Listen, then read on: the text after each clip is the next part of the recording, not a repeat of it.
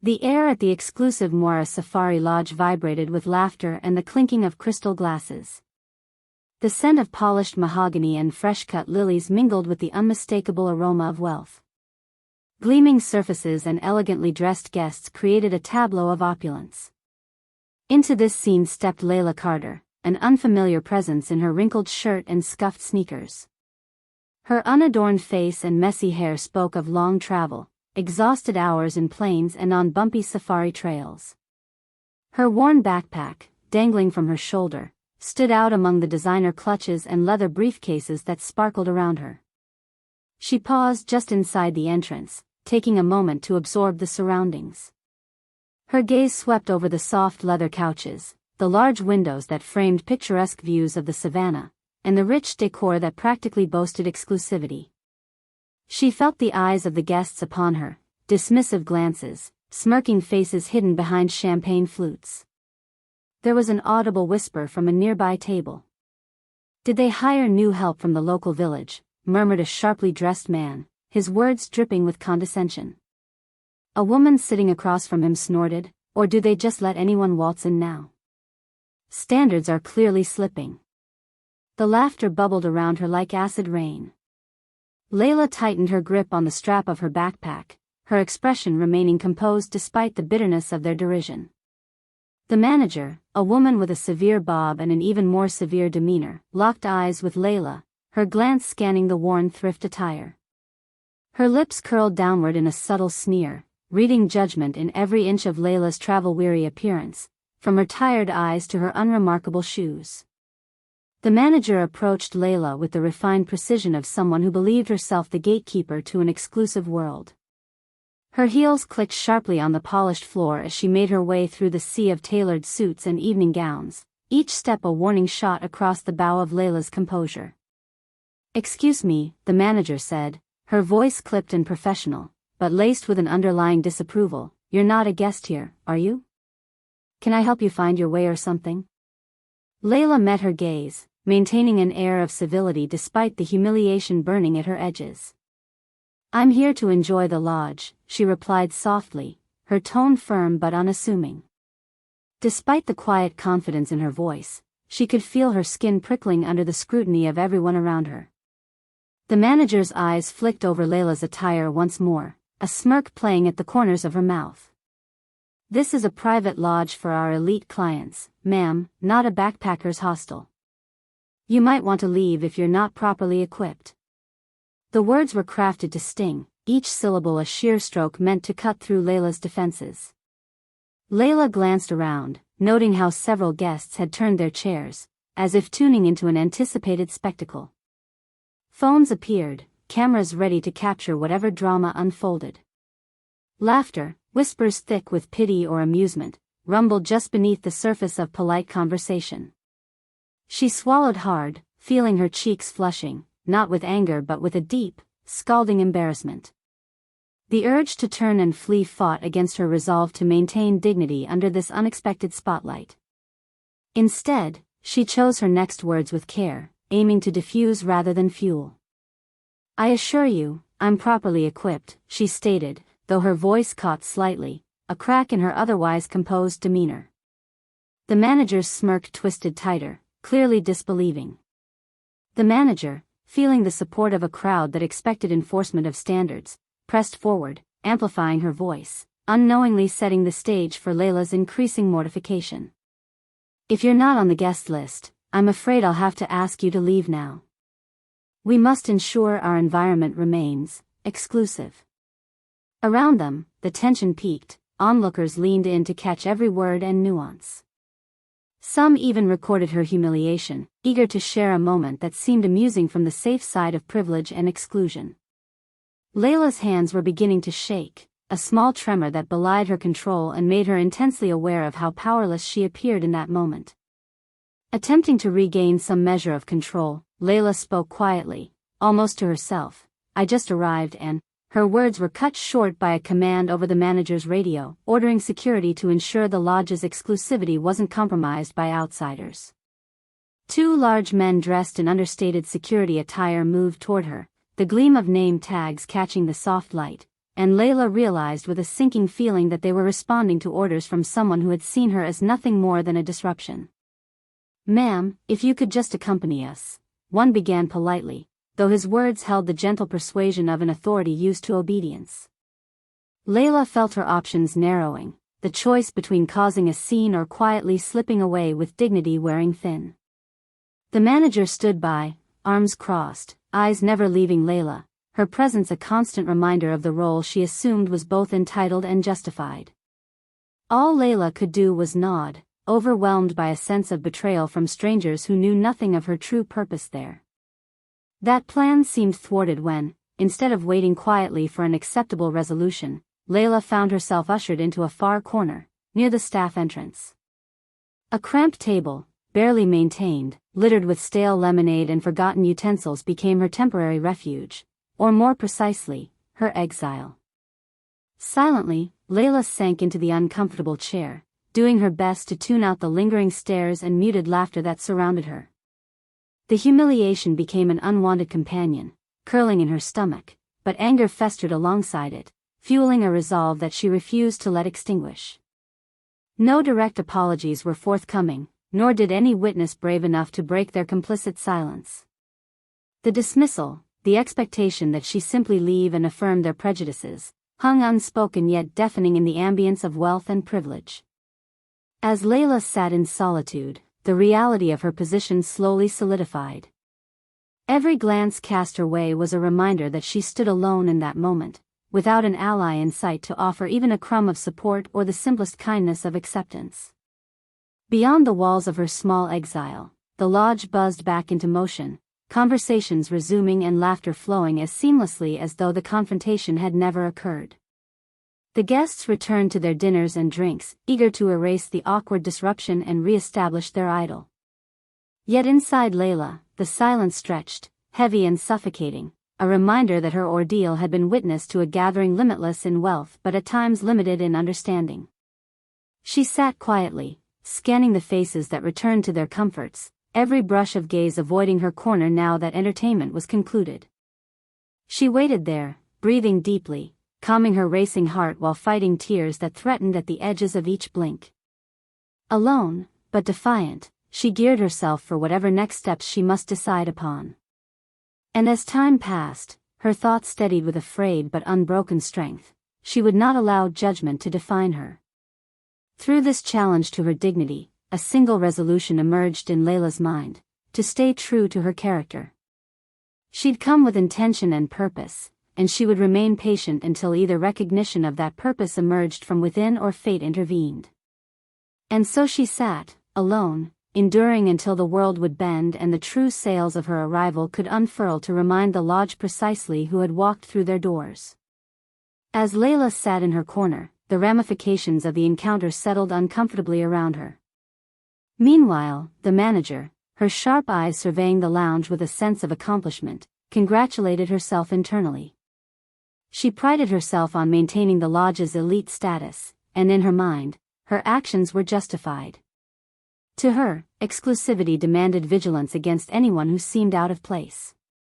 Her perception, however, was skewed by her inflexible beliefs.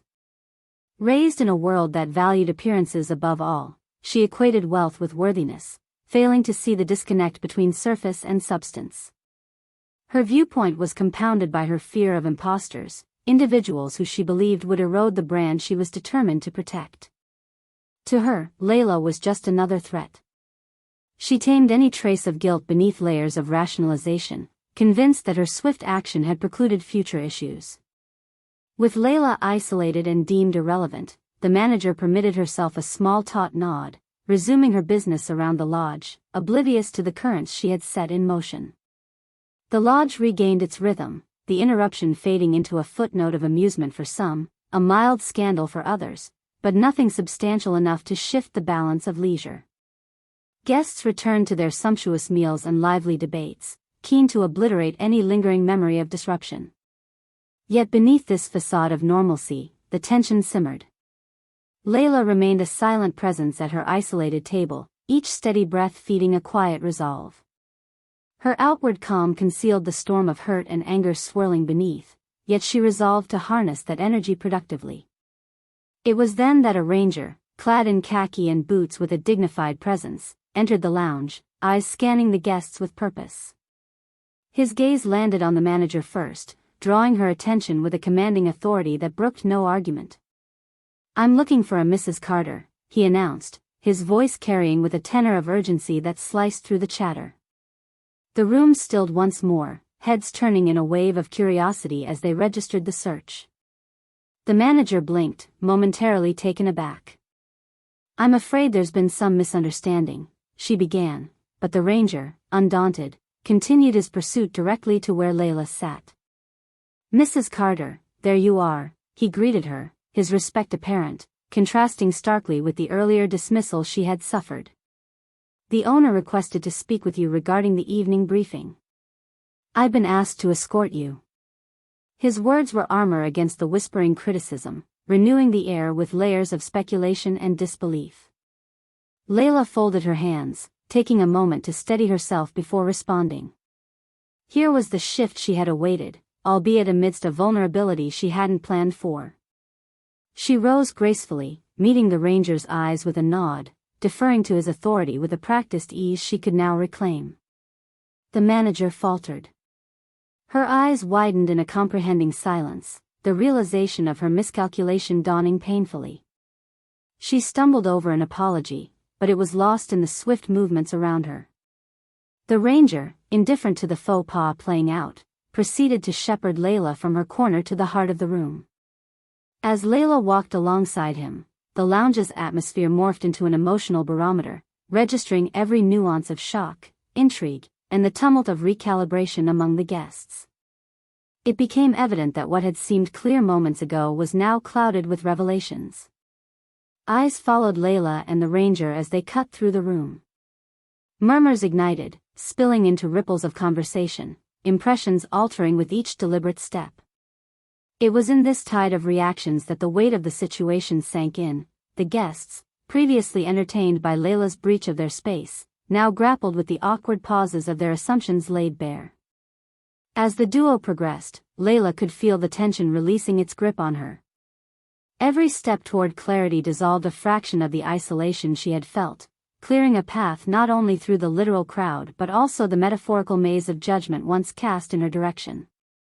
By the time they reached the exit that led to the owner's area, Layla had imagined herself acclimating to the varying shades of emotion painting the crowd.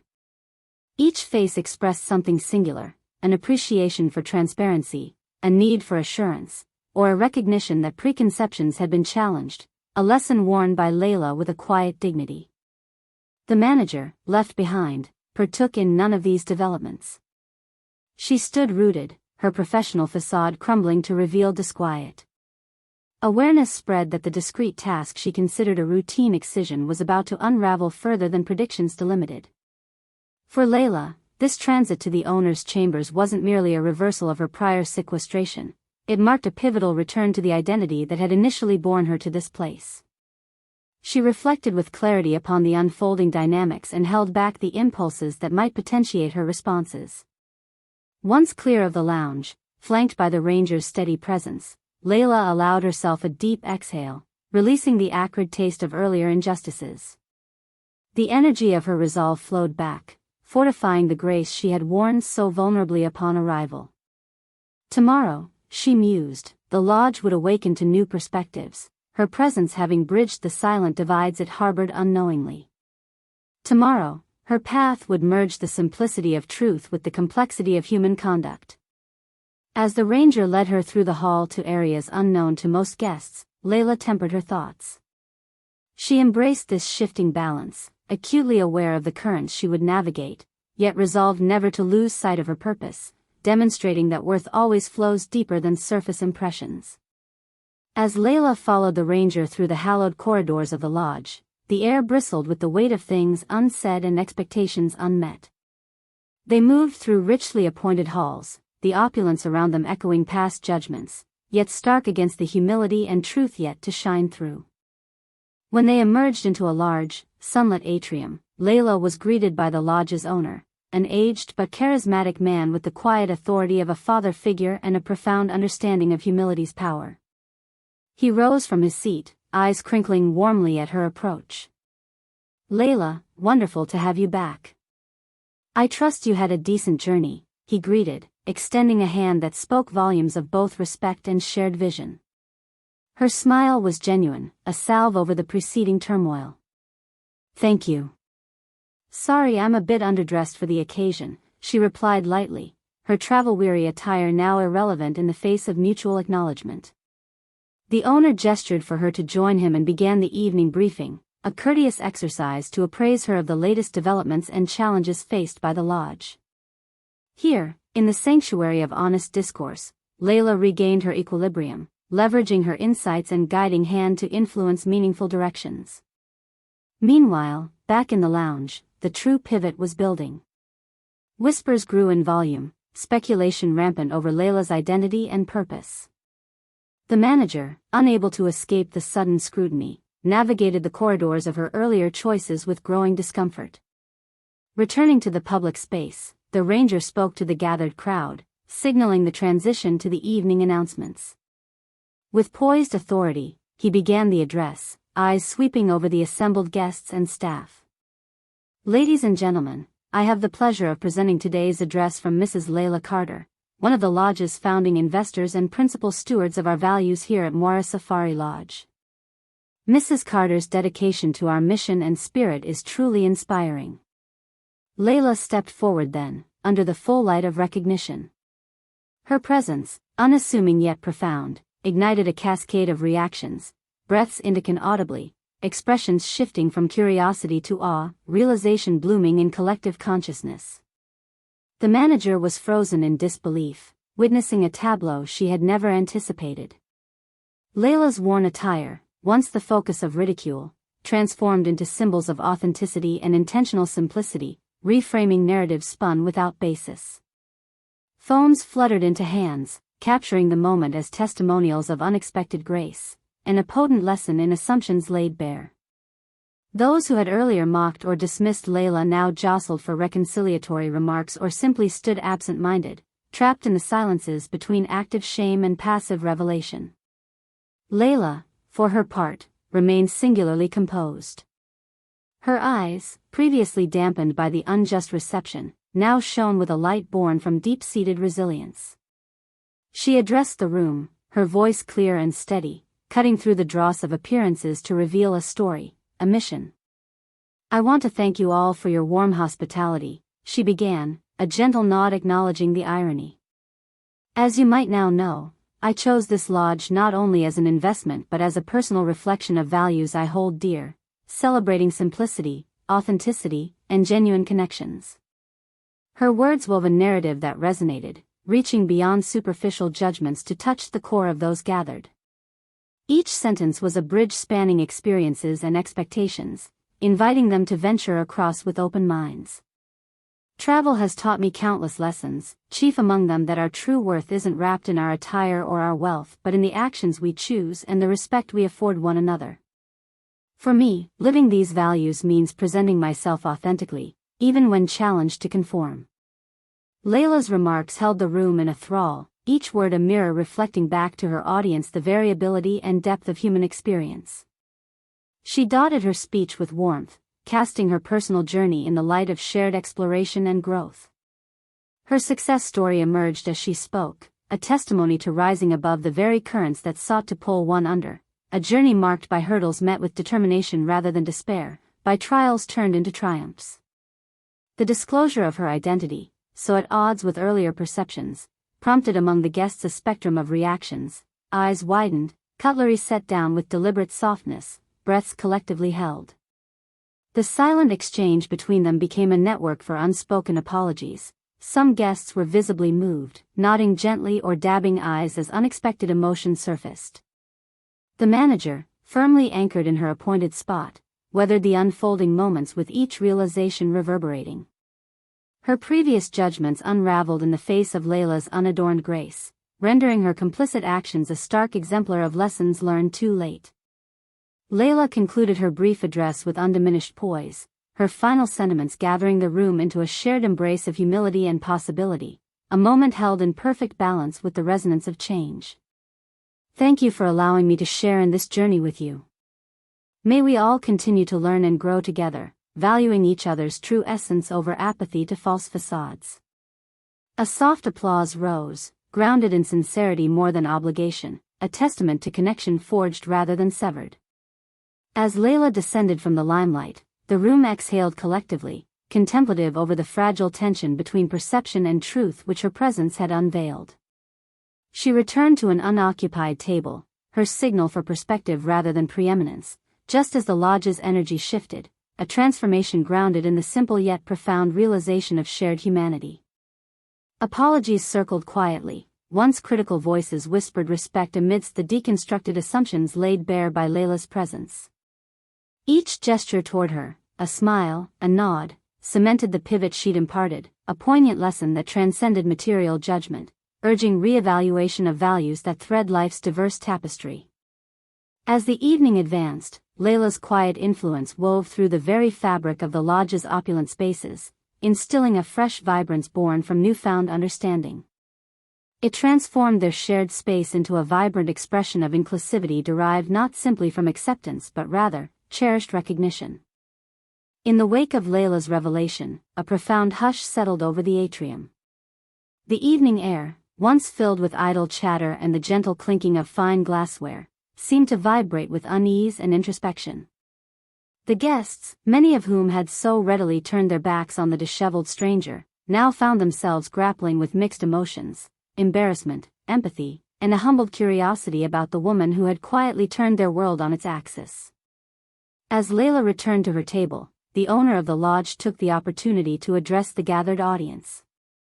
His voice carried both authority and a tacit reprimand that echoed the night's many revelations. "I'd like to extend my heartfelt thanks to Mrs. Layla Carter for her unyielding dedication to the values we strive to uphold at Moira Safari Lodge. What transpired today serves as a powerful reminder of the principles that brought us together here, to provide a space where everyone feels valued and respected." His words, though courteous, bore an unmistakable edge. Eyes flickered toward the manager, who stood silently at the periphery, her earlier confidence now eroded by the scrutiny of judgment turned inward.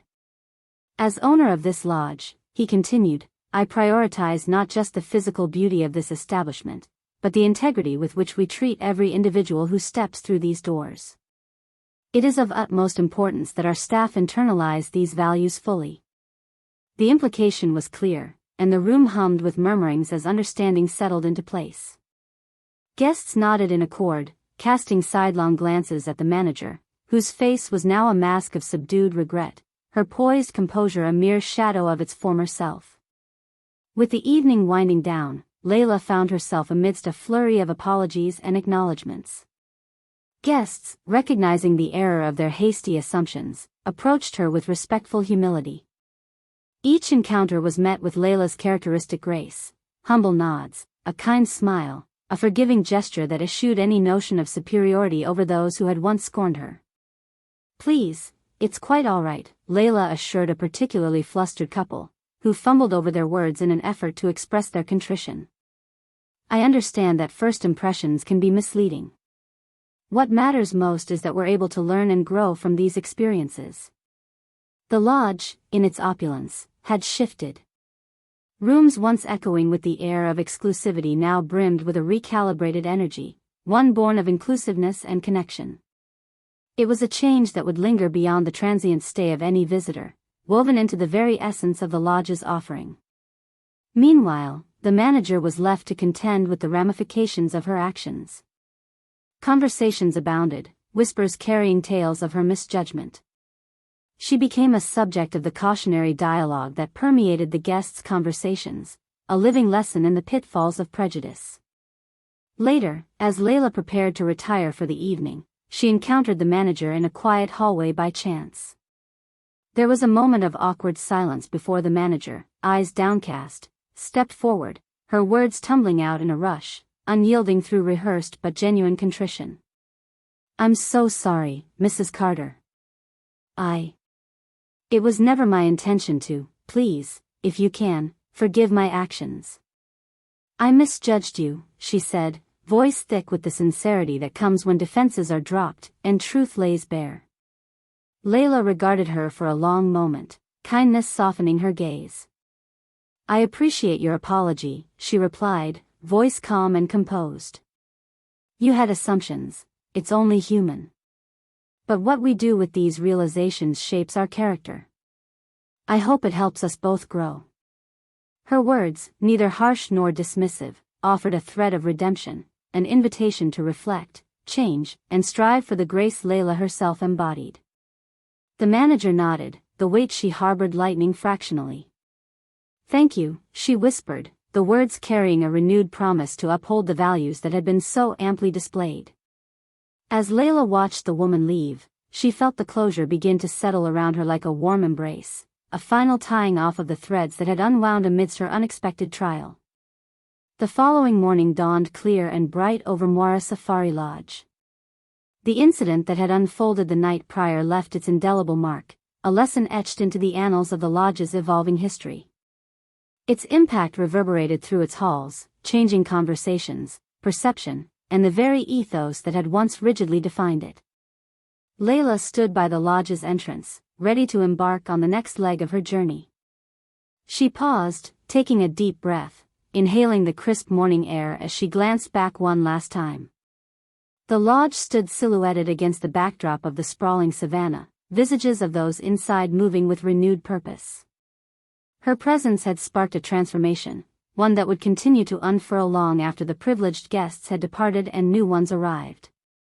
Every encounter, every lesson, left an indelible imprint. Layla knew this change was her legacy, a moving testament to the strength found in soft words and courageous authenticity. As she walked away, the soft rhythm of the savanna echoed her steps, a symphony of growth and change humming through the grass. Those who watched her leave did so with reverence born from newfound respect. The lasting influence of Layla Carter's presence promised profound tides of awakening that would ripple far beyond the lodge's boundaries, tilling fertile grounds for understanding that the true wealth of any place lies not just in its luxury but in the myriad stories and hearts intertwined within it.